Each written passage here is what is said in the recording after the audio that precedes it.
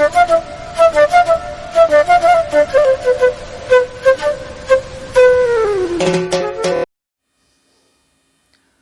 दोस्तों, आज हम बात करेंगे कौटिल्य की।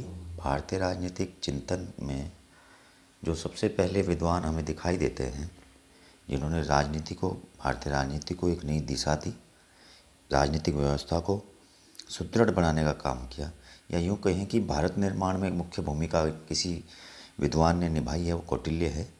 इन्हें आप विभिन्न नामों से जानते हैं। चाणक्य भी इन्हीं का नाम है, विष्णुगुप्त इन्हीं का नाम है, क्योंकि इनके पिता का नाम चाणक्य था, तो उसी से इनका नाम चाणक्य पड़ा। कौटिल्य जो है, राज्य के संबंध में जो अपने विचार रखते हैं, एक तो ये है कि ये कौटिल्य राज्य को प्राकृतिक व्यवस्था नहीं मानते। राज्य जो है ये कृत्रिम संस्था है, प्राकृतिक संस्था नहीं है, ये कृत्रिम संस्था है। इसे एक समझौते के द्वारा बनाया गया है। कौटिल्य के अनुसार मनुष्य प्राचीन काल से ही प्राकृतिक अवस्था में रहता था, यानी कि जब राज्य नहीं था तब प्राकृतिक अवस्था थी, वह उसमें रह रहा था। होब्स की तरह कौटिल्य उस प्राकृतिक अवस्था को बिना राज्य, बिना कानून के तथा नैतिकतापूर्ण मानते हैं। जैसे हमने सामाजिक समझौते के सिद्धांत में देखा था, होब्स कहते थे कि प्राकृतिक अवस्था जो है वहाँ ना कानून था, ना राज्य था, लेकिन लोग नैतिकता के आधार पर एक दूसरे के कामों में सहयोग करते थे, और प्राकृतिक अवस्था शांति प्रिय व्यवस्था थी। तो कौटिल्य भी यही मानते हैं कि ना राज्य था, ना कोई कानून था जो किसी को रोक टोक सके, बस नैतिकता के आधार पर ही एक पाबंदी थी। नियम और कानूनों की अनुपस्थिति में मत्स्य न्याय स्थापित होता है। जिस तरह बड़ी मछली छोटी मछली को खा जाती है। अब इस प्राकृतिक अवस्था में हुआ क्या? प्राकृतिक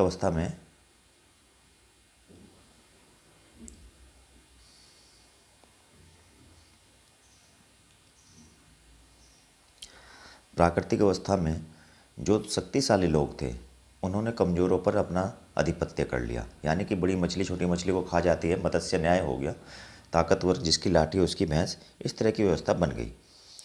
तो इस तरह शोषण और अराजकता की स्थिति से परेशान होकर लोगों ने समझौता किया।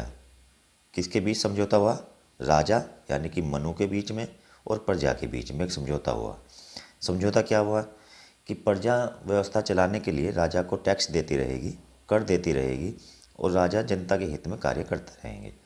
कौटिल्य के अनुसार यदि राजा अपने कर्तव्य का पालन नहीं करेगा तो जनता उसे कर देना बंद कर देगी। भाई, जब तक राजा जनता के हित में कार्य करेगा तो उसे कर मिलता रहेगा, अगर कर नहीं मिलेगा, टैक्स नहीं मिलेगा, तो राज्य व्यवस्था नहीं चल पाएगी। आज भी यही है कि बिना टैक्स के बिना कोई भी देश की आर्थिक व्यवस्था नहीं चल पाएगी, और फिर देश भी नहीं चल पाएगा। अब देख लेते हैं राज्य के उद्देश्य क्या थे कौटिल्य के अनुसार। कौटिल्य के अनुसार राज्य के उद्देश्य मुख्यतः 3 थे। आंतरिक शांति एवं सुरक्षा स्थापित करना, राज्य की बाहरी शत्रुओं से रक्षा करना, राज्य की सुख समृद्धि के लिए कल्याण के कार्यों में व्यवस्था करना। उस समय पर राज्य के मुख्यतः 2 ही काम होते थे। एक तो ये कि आंतरिक और बाह्य सुरक्षा को, क्योंकि उस समय पर छोटे छोटे राज्य हुआ करते, छोटे छोटे देश हुआ करते थे, तो एक देश दूसरे देश पर हमला करता था, तो और दूसरा धन एकत्र करना, संपदा एकत्र करना, ये होता है। कौटिल्य कहते हैं कि प्रजा के सुख में राजा का सुख है। जब तक राजा प्रजा के सुख की चिंता करेंगे, प्रजा के हित में काम करेंगे, तब तक ही वे राजा बने रहेंगे। अगर ऐसा नहीं करते तो प्रजा उन्हें हटा देगी। राज्य के मुख्य कार्य। अब कौटिल्य के अनुसार राज्य के जो मुख्य कार्य हैं, एक तो राज्य का विस्तार करना। उस समय ये मुख्य कार्य हुआ करता था। आज हालांकि आप देखते होंगे, आज विस्तारवादी नीति नहीं है, सीमा पर विवाद थोड़ा बहुत चलता रहता है, लेकिन इस तरह से विस्तार नहीं करता। कोई दूसरे देश पर हमला बोल दे और उसके आधिपत्य कर ले। उस समय पर छोटे छोटे जनपदीय राज्य हुआ करते थे, और दूसरे देश पर हमला कर कर राज्य का विस्तार किया जाता था। राज्य में शांति और सुव्यवस्था की स्थापना करना, राज्य और उसकी प्रजा की सुरक्षा करना, राज्य के कोष का विकास करना, राज्य के सामाजिक एवं सांस्कृतिक कार्यों में हिस्सा लेना। तो ये मुख्यतः राज्य का जो काम था, जो उसकी जनता है उसके हित में काम करना। और उस समय के अगर हम राज्य व्यवस्था को देखेंगे तो व्यक्ति के कार्यों में हस्तक्षेप राज्य बहुत कम करता था। उनकी धार्मिक और उनकी सांस्कृतिक विरासतों के बीच में बहुत कम हस्तक्षेप हुआ करता था। राज्य का जो मुख्य कार्य है वो कोष का था, उस समय पे धन एकत्र करने का था। इसीलिए दूसरे राज्य पर हमला किया जाता था कि धन एकत्र करके इकट्ठा करके रख लिया जाए। 325 ईसा पूर्व कौटिल्य ने विश्व प्रसिद्ध पुस्तक अर्थशास्त्र की रचना की। अर्थशास्त्र में राज्य व्यवस्था, कृषि, न्याय एवं राजनीति आदि के विभिन्न पहलुओं पर विचार किया गया है। अपने एक राज्य प्रबंध विषय प्राचीन ग्रंथ है। इस शैली में उपदेशात्मक और सलाहात्मक है। ये जो अर्थशास्त्र नामक इन्होंने पुस्तक लिखी 325 ईसा पूर्व कौटिल्य ने, एक तो ये सलाहात्मक और उपदेशात्मक शैली में लिखी गई है। ये राजा को सलाह देती है और जनता को उपदेश देती है।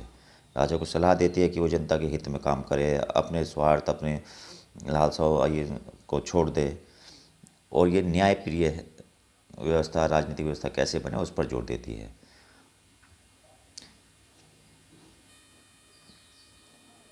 कौटिल्य ने फिर राज्य के संबंध में सप्तांग सिद्धांत दिया। उस समय की जो परिस्थितियां थी, उस समय की जो व्यवस्था थी, उसे उन्होंने जो राज्य है उसे 7 हिस्सों में डिवाइड किया। और इस सप्तांग सिद्धांत में जो सर्वप्रथम है वो है राजा या स्वामी। और कौटिल्य इस 7 अंगों को व्यक्ति के शरीर के अंग से तुलना करते हैं। जिस तरह शरीर में सिर होता है, इसी तरह वो राजा को सिर की संज्ञा देते हैं। कौटिल्य के अनुसार राजा को दूरदर्शी, आत्मसंयमी, कुलीन वर्ग का, स्वस्थ, बौद्धिक गुण से संपन्न, युद्ध कला में माहिर और धैर्यवान होना चाहिए। वे कहते हैं कि राजा में ये सारे गुण होने चाहिए, तभी वह राज कर सकता है। अब राजा अकेले राज नहीं कर सकता। राजा अकेले राज्य व्यवस्था को नहीं संभाल सकता। वो चाहे कितना भी बुद्धिशाली हो, सभी निर्णय नहीं ले सकता। इसलिए फिर उसे सलाह देने के लिए, उसके कामों में सहयोग करने के लिए कौटिल्य अमात्य की व्यवस्था करते हैं, जिन्हें हम आज मंत्री कहते हैं। दूसरे नंबर पर अमात्य आते हैं। अमात्य राजा की आंख हुआ करते थे या राज्य की आंख हुआ करते थे। यही राजा को बताया करते थे कि कहाँ क्या किस तरह से कार्य चल रहा है, राज्य में सुख शांति है, कहाँ क्या कार्य हमें करना चाहिए। अलग अलग विभागों के जिस तरह से आज मंत्री होते हैं, उस समय तो अमात्य हुआ करते थे। कौटिल्य के अनुसार एक मंत्री को चतुर, ललित कलाओं को जानने वाला, बुद्धिमान, उत्साही, धैर्यवान, युद्ध कला में माहिर और स्वामी भक्त होना चाहिए। उस समय पे स्वामी भक्त इसलिए कहा जा रहा है कि अगर राजा उन्हीं पर यकीन करता था, टेक्नोलॉजी का समय नहीं था, सूचना का आदान प्रदान और किसी तरीके से नहीं होता था, अगर एक मंत्री राजा को गलत सलाह दे देता है तो फिर राज्य की व्यवस्था चलाना थोड़ा कठिन हो जाता है। तीसरा, जनपद। जनपद यानी कि राज्य की भूमि और जनसंख्या, दोनों तरह की, जिस तरह से आज ह्यूमन रिसोर्स की हम बात करते हैं या नेचुरल रिसोर्स की, प्राकृतिक संसाधनों की बात करते हैं, उस समय पे भी यही दोनों रिसोर्स मुख्य थे। जनपद में भूमि और जनसंख्या दोनों होने चाहिए। राज्य का भूभाग होना चाहिए। अब इसी भूभाग को बढ़ाने के लिए युद्ध हुआ करते थे। भूमि उपजाऊ होनी चाहिए ताकि खाद्यान्न की पूर्ति होती रहे, जो राज्य की जनसंख्या का भरण पोषण कर सके। जनपद में प्राकृतिक संसाधन, पशुओं, नदियों, तालाबों आदि उपलब्ध होने चाहिए। चौथा था इनका, राज्य का जो चौथा अंग है, ये जो सप्तांग सिद्धांत है, दुर्ग, जिन्हें हम किले कहते हैं, दुर्ग चौथा था।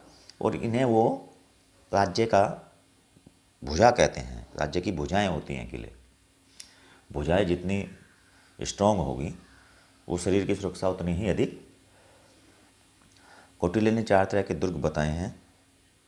औद्योगिक दुर्ग, जिसके आसपास पानी हो, नदियाँ, तालाब हो, यानी जो चारों तरफ से पानी से घिरा रहे ताकि दुश्मन किसी तरह से हमला ना कर सके। पर्वत दुर्ग, जिसके चारों तरफ चट्टानें और पहाड़ हों। धनवंत दुर्ग, जिसके चारों तरफ रेगिस्तान हो, ऊसर भूमि यानी चारों ओर से ही रेत हो। वन दुर्ग, जिसके चारों ओर वन तथा जंगल यानी कांटेदार झाड़ियाँ से घिरा हो। 4 प्रकार के वो दुर्ग कहते हैं। किला ऐसी जगह बनाना चाहिए या तो पहाड़ों से घिरा हुआ हो या पानी से घिरा हुआ हो, और या वह रेगिस्तान के बीच में हो, रेत से घिरा हुआ हो, और या जंगल के बीच में हो, ताकि शत्रु हमला ना कर सके आसानी से। पांचवा जो सबसे महत्वपूर्ण अंग है सप्तांग सिद्धांत का वो है कोश। अर्थशास्त्र नामक जो बुक लिखी है, नाम अर्थशास्त्र है लेकिन ये राजनीति की बुक है। अक्सर ये क्वेश्चन भी छोटे बहुविकल्प में कई बार आता है, अर्थशास्त्र किस विषय की पुस्तक है, तो राजनीतिक विज्ञान की पुस्तक है, राज्य व्यवस्था की पुस्तक है, संस्कृत भाषा में लिखी गई है। तो कोश महत्वपूर्ण है। अर्थव्यवस्था के लिए धन का होना बहुत आवश्यक है। कोश के द्वारा ही राजा अपनी जनता और सेना का भरण पोषण करता है।